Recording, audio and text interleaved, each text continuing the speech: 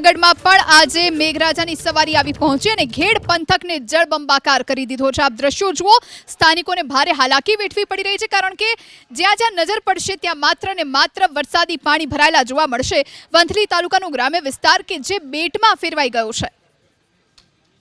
વંથલી તાલુકાના અનેક ગામની અંદર પાણી ભરાઈ ચૂક્યા છે, રસ્તાઓ બંધ થઈ ચૂક્યા છે, પ્રશાસન પહોંચી નથી શકતું। આવા સંજોગોની અંદર ગામના જ લોકો ગામનું રેસ્ક્યુ કરે છે, ગામના જ લોકો ગામના લોકોની મદદ પણ કરે છે। આ દ્રશ્ય જોઈ રહ્યા છો આપ, આખા ગામથી બામણાસા તરફ જવાનો રોડ છે એ બંધ થઈ ચૂક્યો છે, કારણ કે અહીંયા પાણી ભરાઈ ચૂક્યા છે રોડ ઉપર। આવા સંજોગોની અંદર ગઈકાલ રાત્રિના સમયથી જે લોકો વાડી વિસ્તારની અંદર રહેણાંક કરીને રહે છે એ ત્યાં વાડીમાં ફસાયા હતા। જે લોકો હવે પાણીનો પ્રવાહ થોડો ઓછો થતાં અને પાણી ઓસરતા ગામ તરફ આવવાનો પ્રયાસ કરી રહ્યા છે, પરંતુ છેલ્લા ઘણા સમયથી તેઓ આ તરફ આવવાનો પ્રયાસ કરે છે। પાણીનો પ્રવાહ વધારે હોવાના કારણે તેઓ રોકાઈને આવે છે। તો બીજી તરફ જે આ તરફ જે લોકો ગામમાં છે, આખા ગામની અંદર, એ લોકો પણ અહીંયા તેમની મદદ કરવા માટે પહોંચ્યા છે। મહત્વપૂર્ણ બાબત કે પ્રશાસન હજી સુધી નથી આખા ગામમાં પહોંચ્યું, નથી બામણાસા ગામમાં પહોંચ્યું, નથી બાલા ગામમાં પહોંચ્યું, નથી મૂળિયાસા ગામમાં પહોંચ્યું, નથી મઢડા ગામમાં પહોંચ્યું। આ તમામ એવા ગામ છે જૂનાગઢ જિલ્લાના જે કેટલાક વંથલી તાલુકાની અંદર આવે છે તો કેટલાક કેશોદ તાલુકાની અંદર આવે છે, ત્યાં પ્રશાસન નથી પહોંચ્યું। એવા સંજોગોની અંદર એબીપી અસ્મિતાની ટીમ પહોંચી, એ જાણવા માટે પહોંચી કે જ્યારે પાણી ફરી વળે છે, પાણીનું સામ્રાજ્ય ખેતર હોય, ગામ તળ હોય, તમામ જગ્યાએ જોવા મળે છે। નદીઓની અંદર પૂર આવેલા હોય છે, રસ્તાઓ બંધ થઈ ગયા હોય છે, પ્રશાસન પહોંચી નથી શકતું। એવા સંજોગોની અંદર ગ્રામીણ વિસ્તારમાં રહેતા લોકોનું જનજીવન શું હોય છે, પરિસ્થિતિ તેમની શું હોય છે, કેટલી તકલીફ હોય છે અને આ તકલીફની સામે કેવી રીતે ગ્રામીણ વિસ્તારના લોકો ઝઝૂમતા હોય છે, આ દ્રશ્યો આપને બતાવવાનો પ્રયાસ કરીશું।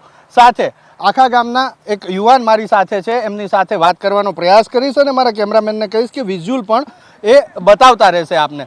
આપનું નામ શું છે? કાદર રાજેશભાઈ? કાદરભાઈ। અચ્છા કાદરભાઈ, આ અત્યારે શું ચાલી રહ્યું છે? આ લોકો ક્યાં હતા? એ લોકો વાડીએ હતા, વાડીએ છે ને બારોબાર કાઢે। કાલ રાતના દિવસના 3 વાગ્યાના છે અહીંયા, કાલ બપોરે 3 વાગે? હા, બપોરના 3 વાગ્યાના। તો પ્રશાસન તરફથી કોઈ નથી આવ્યું અહીંયા? કોઈ નથી આવ્યું અહીંયા હજી સુધી નથી આવ્યું? નહીં, કોઈ નથી આવ્યું હજી। ક્યાં ક્યાં ગામની અંદર પાણી ભરાયેલા છે? આખા ટીકર, મૂળિયાસા, મઢડા, બધેમાં। તો આ કોઈ જગ્યાએ પ્રશાસન આવ્યું જ નથી? નહીં, કોઈ નથી આવ્યું। એનું કારણ શું, કેમ નથી આવ્યું? કેમ ખબર પડે છે? હમણાં આપણે મળ્યા પેલા રોડ ત્યાં એક ડીડીઓ, આસિસ્ટન્ટ ડીડીઓ પણ આવ્યા હતા, ખુમાણ સાહેબ। હા, મંત્રી સાહેબ બે હતા। તો એ લોકો અહીં સુધી ના પહોંચ્યા? નહીં, અહીંયા સુધી નો ગાડી જ ન આવી આ બાજુ। તો એમની ગાડી અહીં સુધી ના પહોંચી, જેના કારણે તેઓ પહોંચી ના શક્યા। આપ દ્રશ્ય જોઈ રહ્યા છો એ દ્રશ્ય છે આ આખા ગામના દ્રશ્યો કે જે વાડી વિસ્તારની અંદર જે ફસાયા હતા લોકો, એમને રેસ્ક્યુ કરવા માટે થઈ અને આ ગ્રામીણ વિસ્તારના લોકો છે। આપનું શું નામ છે? શાંત ઇમરાનભાઈ, યુસુફભાઈ શાંત। અચ્છા ઇમરાનભાઈ, તમે જે આ પાઇપલાઇન લઈને આવ્યા, ક્યાંથી લઈને આવ્યા અને ગામના જ લોકો છે આ વાડી વિસ્તારમાં? ગામના છે ને, વાડી જવાનું છે એટલે મૂકવા જવાના છે, એટલે વાડીમાંથી એ લોકો ગામમાં જાય છે।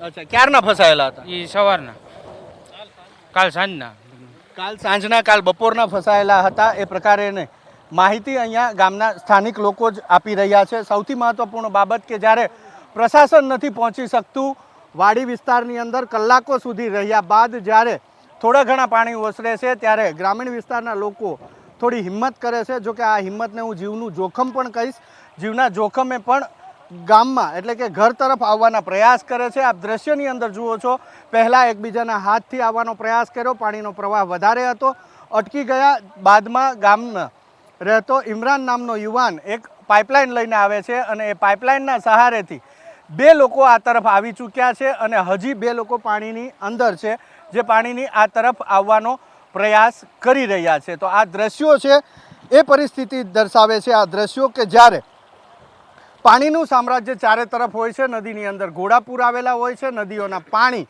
ગામની અંદર ઘૂસે છે, સીમમાં ઘૂસે છે, ખેતરોને તરબોળ કરી નાખે છે, પાકને નિષ્ફળ કરી નાખે છે, ત્યારે ગ્રામીણ વિસ્તારના લોકોને કેવા પ્રકારની મુશ્કેલી પડતી હોય છે અને આ મુશ્કેલી સામે કેવી રીતે તેઓ ઝઝૂમતા હોય છે અને ઝઝૂમીને કેવી રીતે બહાર આવતા હોય છે તેના આ દ્રશ્યો જોયા 4 લોકો વાડી વિસ્તારમાં હતા. આ યુવાન સાથે વાત કરવાનો પ્રયાસ કર્યો. વાડી વિસ્તારમાં હતા તમે ક્યારથી? વાડી વિસ્તારમાંથી આ લોકો આવ્યા છે. અત્યારે એમની જાતે બહાર એમની સાથે વાત કરીએ. કેટલા સમયથી તમે વાડીએ હતા? 24 કલાક 48 કલાક 48 કલાક. કેટલું પાણી હતું ત્યાં? પાણીમાં જે અત્યારે એને ડબલ 3 ડબલ પાણી હતું. અને હજી કેટલું છે? હજી માનો ને છાતી છાતી છે પાણી. તો તમે કેવી રીતે બહાર? અહીંયા તમારું ઘર છે ગામમાં? હા અહીંયા વાડીએ ઘર જ છે. અચ્છા, તો આ તરફ આવવાનું કારણ? નાસ્તા પાણી હાટો ભૂખા છે અહીંયા. કેટલા સમયથી ભૂખ્યા હતા? 24 કલાક થઈ ગઈ. અચ્છા, 24 કલાકથી ભૂખ્યા હતા. આપનું શું નામ છે? હબીબભાઈ હબીબભાઈ, તમે કેટલા સમયથી હતા વાડીમાં? વાડીમાં 3 દિવસ 3 દિવસ થઈ ગયા. જમવા ખાવા પીવાનું કઈ હતું? કાંઈ નહીં.